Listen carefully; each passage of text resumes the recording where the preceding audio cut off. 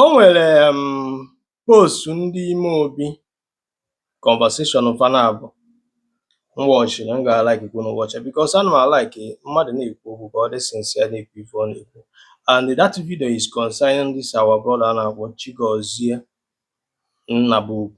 Do you understand? Nke a sị na ọ na-suggest na ọ bụrụ na kpaa ya Nnamdi Kanu na normalcy will come back to Southeast. Do you understand? So after m ebe fa na-discuss so na-debate the thing. You got to go, but the thing draw my attention because I don't like when a reasonable man, especially nwoke, che family, the responsible, need deal with the issue. I need deal with it. It's supposed to deal with that issue. Keep sentiment aside, keep your emotion aside, and start discussing like a reasonable human being. Do you understand? That's their presentation. Masịrị and onye ka nji ka nsịpụ unu ka m prezentịrị unu ebe a unu nụkwa ifufe ga-ekwu ka ọ saịnị n'okwu afọ Chigozie kwuru na national television. Do you understand what I'm saying? Igbo so n'uche bụ akpa, onye ọbụla nye nke ya, n'uche abụ n'ofu, onye na uche watch the video. Ọ bụ nwa amadi n'uche nke m dị m ka ọ nyụrụ ahụ, ọ dị m ka ọ nyụrụ ahụ wee na-atụ anya na anyị ga na-akụrụ ya aka kịta. Kedu ihe i chere na ya bụ nchebu na onye ya kpokwu mgbe na-afụ nke bụ eziokwu na amahụ nwa amadi ahụ amahụ mpaghara osi na Igbo mana bifo ikwu ihe a ụmụ nchọ ka ị marụ ọ bụrụ na ndị ESN maọbụ ndị otu ma ndị IPOB gburu famili ya ọ bụ mma na famili ya o wee si gbuo Nnamdi ịmadat na ahụmeghị ihe ọma okwu ya nya o nwere ike pens o nwere n'obi ya ka dị too hot o nwere ife melie ịmana o nwere ebe je na family kpochapụ ha ncha niile ana o nwere ike ndị kemgbe Nnamdi bidoro ndị hedie so ndị akaraba John Ize ndị ohi John everywhere John Ize nke ọbụla mere si na ọha nwamerụ so ihe ọbụla mere anya si na ọha nwamerụ so ha mere ọnụ ha mere mana ọha nwa bidoro the ten ọ bụ na egburu family this man wee bụ na-egbuchapụrụ ụfa a na-ekwu osisi gbuo nwoke ma ihe ọ ka na-ekwu obodo na be ha ka na-achọ ọbara onye mere ife so maybe may ji blame the man bụ na ọ gwabeghị the pens ọ na-aga through ana o nwe ihe eme mmadụ ọ ebu agọn ya na pens a wee na-akpọ ha n'ili maka ike ọ bụ na egburu nwunye ya gbuo ụmụ ya ọdụkọpụta asị akịta keke Biafra nwebe aṅụrị esi ike Biafra osisi wee bọmbụ osisi onye ọbụla because na pens dị ya n'obi ihe ize ya jụ bụ ọ gịnị merie ewee jọbarịsị ya nwanna butube because ọ bụrụ na ime ihe ifesọ gị na-ekwu o make any sense and meaning to him.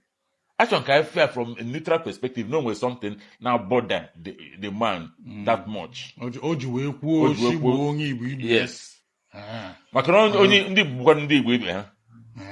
Ọ dị mma epetike ka m gbazie ego tupu ya bụ ihe abaruo na nke ọgụ nchakasị anya anụaziri ike ikpeazụ lota na ndị Fulani juru n'ọhịa na Igbo lotakwuo na ndị amị Naijiria ekwe ha achụpụ ya bụ ndị wee malite ihe a kpọrọ ESN ibido ESN wee dizie ka ịkụnye enwe mmiri ọnwụcha mmiri ahụ ịnata iko wee ghọzie nsogbu maka na erotara m na mgbe ahụ abịa ha na-asị ESN na na-eme na vidio onwe ha na-egbu ha na ụfọdụ a na-egbusisi ma ehi ndị Hausa na-eme ihe na emechazi ya oruzi ka mgbe ọ dị ka gasị na ndị ihe na-apụọ na ọbara aba na ha anya ụtọ ego agbakwuru ha anya ha wee bido tụgharịzie bụziri nkịta tọrọ ọkpụkpụ anyawara ya n'onu mana njọ adị abụọ ndị oyibo soro ya na two wrongs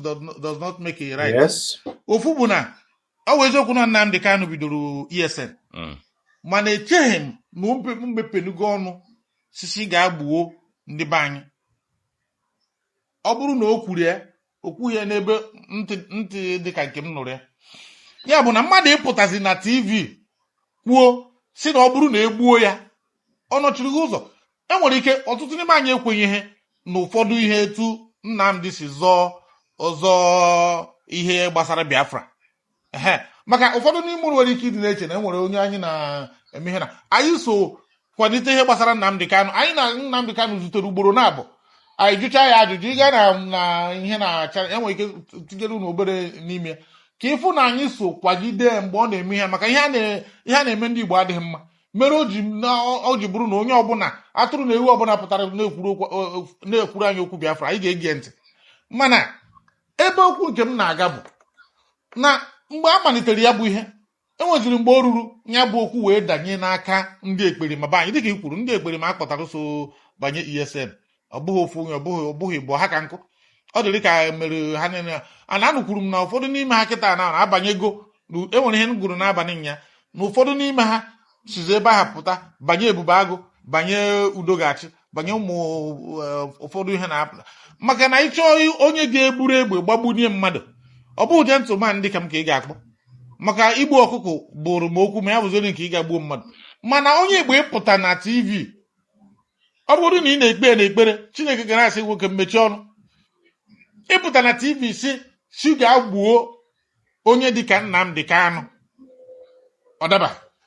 mụ na onwe m, ọ bụghị ihe niile ndị IPOB na-eme ma ọ bụ ihe ndị ESN na-eme adị m akwadoghị m ya, and afụrụ m na enwere mgbe o ruzuru ụfọdụ jiri ekpawa ego, ụfọdụ jiri emewe agwọ nọrọ ibie rukwa nkịta. Ọ ka na-adara ha okwu etu esi eme ebute eke etu esi eme, mana anyị ma nchefu na anyị niile bụ ofu ọbara. Anyị ma nchefu na ọ bụrụ na isi gbuo nwanne gị, na ihe ọ pụtara bụ na onye ahụ esiri gbuo nwanne gị amarago na ijighị enweghị ịhụnanya dị n'ime onwe, na ọ bụrụ na o rukwe na tọn ha na ị nwere ike, ya bụ na o gbucha nwanne gị na ọgụ aka ọfọsị, ya bụ na akwadoghị m ya bụ nwoke ihe ọbụla a sọkwara ya mee. Ịpụtazi openly na igwe mmadụ li wee si gbuo Nnamdi Kanu ma ọ bụrụ na achọọ udo, aga m asị na Nnamdi abụghị Jizọs anwụchago ọnwụ maka anyị niile, onye ọzọ anwụna ma ya bụrụ ọbara onye Igbo. mana ka m jụọ gị ọ bụrụ na mgbe a ife a na-afịọ n'ala Igbo na-egbu nwunye gị na ụmụ gị, nwunye m anọghị n'ala Igbo, a sị nga ọ bụrụ o jere bere ma o jete na-egbuo nwunye gị na ụmụ gị, kedu ihe ya bụ your feeling toward ihe nwoke a kwuru?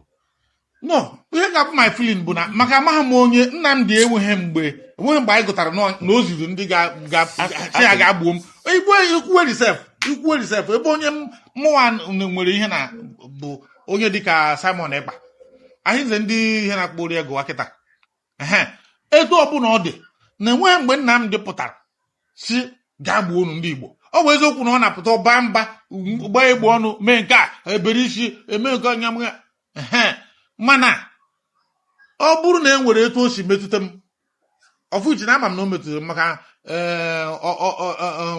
ọkụkọ na-ene etu o si ahụ ọkwa osigbo onye ọba mba onye so na ihe m na-ekwu bụ na ọ bụrụ na o metụrụ m n'ụdị ahụ, except ma ọ bụ na m maarụ hụ ha na-ekwu ebe mmiri so baa opi gbọgọrọ, ana m ekwu ya, na-ekwukwenye ya, ana m asị na ọ maka na o merụ m jiri n'aka na eziokwu na ọnya bụ, ana m asị nwoke m ma gụwa ma ezinụlọ gị ini ebe a ka m kwụ. Okay, this topic is sensitive with that now.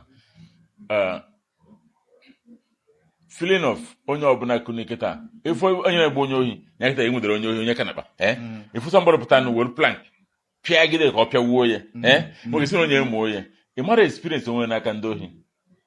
Okay, ama m na o nwere ike ịghọta na this mmadụ na-aba kịta this conversation ama m na o nwere ike ịghọta na ya ịghọcha na the other man na kịta ya jụrụ na ọ bụrụ na ọnyịnya nwa ka ife ga-abụ ya reaction ya, o kwere azara tupu straight, o bidogodo break way down and the final stage ọza ife every reasonable human being ife mere suppose reason.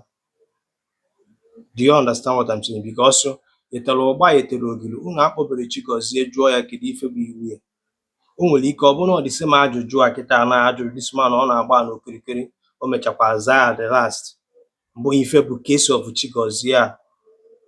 Do you understand what I'm saying? That is why I do oppose so many of unwa sisi nwatakwazi anya bụ Chigozie ka egbuo, because first of all it's supposed to rejo kedu ife bụ iwu ya, because we will never deny na Nnamdi Kanu abụrụ onye create ESN fanwa na-akpa afa.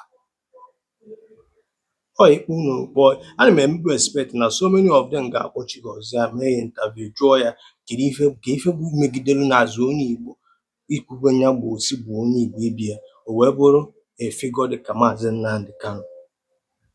Kedu ife bụ the problem? Ma ndị nọ na soshal midia na-asị na anyị tinyere bọntị n'isi 5 million 500,000 200,000 na-akọghị ịkọcha ya solve the problem. O chenjiri how he is seeing Nnamdi Kanu. O chenjiri ya. Do you understand what I'm saying?